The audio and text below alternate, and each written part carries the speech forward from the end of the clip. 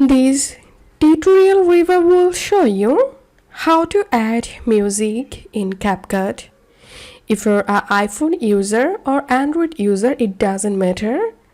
You will be able to add any music in your CapCut video.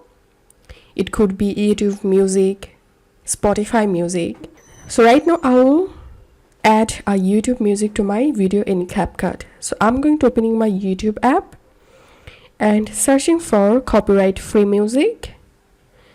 And remember one thing, you have to turn on your screen recording option.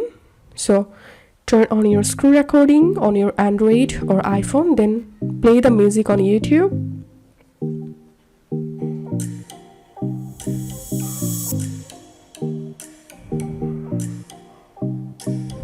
Once you've finished your music recording, go to your CapCut, and I want to add a music to this video. So here tap on audio, select extracted,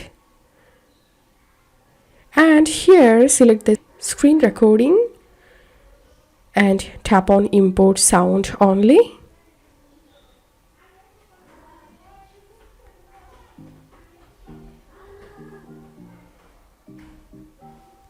So here we can see the music has been added to this video.